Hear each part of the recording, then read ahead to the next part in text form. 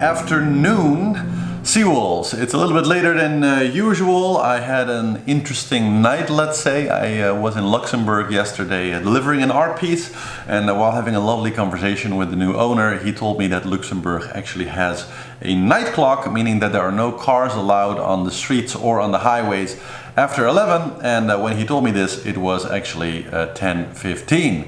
So we had to rush out of the country, and then found that Belgium had a similar curfew starting at 12, so I had to rush through Belgium. All together, I had a very interesting night, driving highways as if I'd ended up in some kind of post-apocalyptic movie with literally nobody coming towards us and nobody driving the same way. So that was an interesting experience, but because of that, a little late today. And some of you suggested that there actually wasn't any coffee in my cups before, but I can absolutely guarantee you that there was. And you know, just so there are no you know, doubters or anything for today. Sounds good, almost as good as the waves rushing past the boat. So here we go, 3, 2, 1, and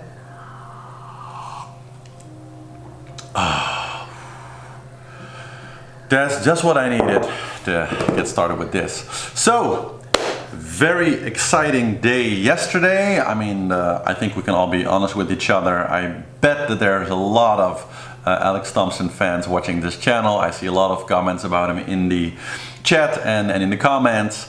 And today is the beast Pounces, Alex Pounces day. And yeah, I think we're all very excited to see that.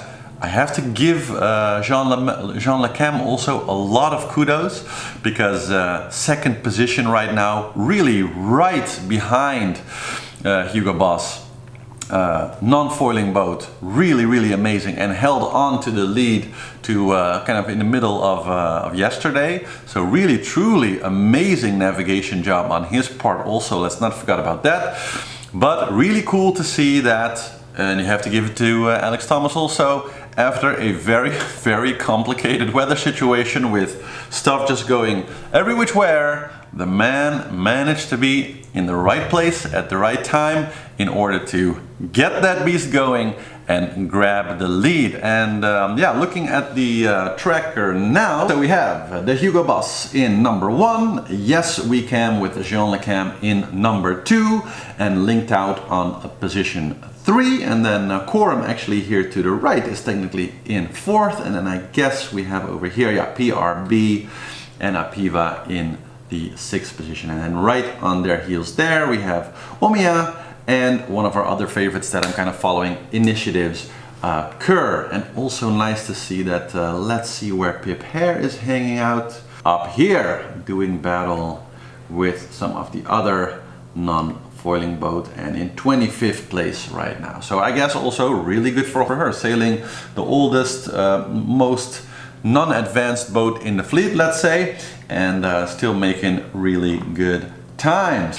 We can see that, as I kind of predicted 2 days ago, I said, well, you know, whoever plays this right manages to get on the good side of the earlier depression they were passing, will probably be able to put up a maybe substantial lead.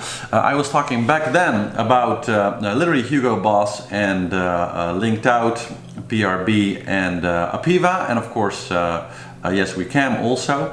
And I guess that came totally true. We have Corum also here, I think. Yeah, so that's exactly the group that yeah, I think most of us predicted would be in the best position eventually. And yeah, really cool that Alex was able to really translate this into, well, it's still a relatively small lead, but a significant lead it is. So let's take a bigger look at the weather today and the prediction for the next few days, and see what we can expect. Is this lead going to grow, or what's going to happen? And also good for you guys to know, we brought in some new sponsors, one of which is Predict Wind. one of the best companies for weather routing and all that stuff. So I now have some really cool extra tools to make my predictions and estimations and stuff just a little bit better. So we'll see how that translates also into quality of these videos, and maybe some good tips for all you guys out there doing the virtual regatta also. Let's take a look at the weather. And so this is courtesy of predictwind.com, a really amazing software. I used to use this a lot actually when I was sailing in Asia. Haven't used it for a while, but had a fun time over the last hour experimenting with it a little bit and doing some different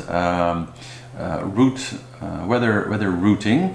And so over here you can see all the latest AIS positions of the fleet, and up here you can see Alex Thomson's latest position, which I kind of used to plot some possible course options. And as you can see, the storm is interesting. So Tetha was predicted to be up to maybe 15 knots, but actually so far in the prediction it looks like it's going to be closer to, well, 32 knots is 34, 32, 35. So strong winds, but nothing that crazy, something that the boats in the fleet can definitely all handle pretty well. So that's probably the reason why we see all of the fleet getting really close to this system now, braving the strong winds.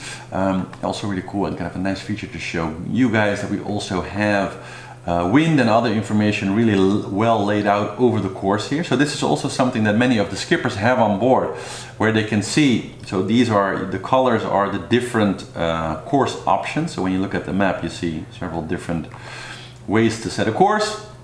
And then here we have lots of different information spread over the number of days, where we can kind of read some numbers and see what every course would bring us as far as rain. For example, we can see here that the green course is definitely going to put us in line for some rainstorms, while the others are not.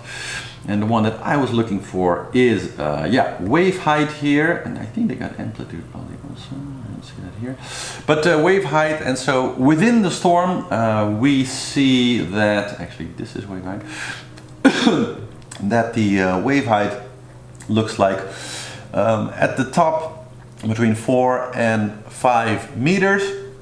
So that's actually pretty doable, right?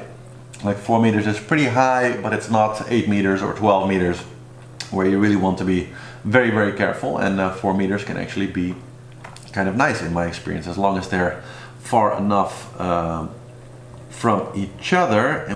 The option is mostly going to be how much more west are everybody in the fleet going to go, especially the leaders, because in the next 3 to 4 days they're going to have to traverse the doldrums around the equator. As you can see, a pretty big zone. And if I actually run the weather routing, so this is the option with the weather system actually moving, really, really cool. You can see that this doldrum actually kind of closes up almost for a little bit, potentially letting the fleet through just by a hair. And so that's kind of interesting. As you can see right now, I'm running this for Alex, but I can do this of course for any of the guys in the fleet. But the gist of it is that if I switch to the windy map here for a second, you can see it here also pretty good, that right now, so this is now, we have the fleet right there about to enter the system, and you can see this whole system of doldrums below Tetha, that over the next, well, as you can see, it should be about a day and a half. So Saturday midday, we're getting there. Yeah. So about here, Saturday and after that, you see that the system starts to compress and that the doldrum more or less disappears just for a little bit, creating a path over Sunday to get on the good side of the system before it really opens up into some massive doldrums, as you can see. And so that really is the window. That's really what we're looking at here. And that, very interestingly, with the fleet kind of just enough behind, if I run the routing for Alex here again, pay attention with me here. No, let's let my computer catch up for a second here. A lot of data running. You can see that as he makes his way down, it's closing up just right to pass through. And yeah, behind also a little bit still more. But then pretty soon, so we're around Saturday now, that system above here is going to open up substantially. And this is very relevant to the race because, let's look at the map again, whoever is able to run through this system, so I'll display it for you one more time. So whoever is able to come down here and use this fairly short moment when there is more or less no doldrums, so just for a moment we're moving through Saturday here, still doldrums everywhere, and then Saturday night we see that going into Sunday 1 o'clock it starts to close down, and we have this nice little green puff moving downward, and about Sunday around 1 o'clock is what we're looking at right now. Then we see that we have this giant open zone here developing in the wake of Tetha, and this new system here moving together and then opening up into the trade winds very nicely. Still a little bit patchy here, but there's definitely a way through there.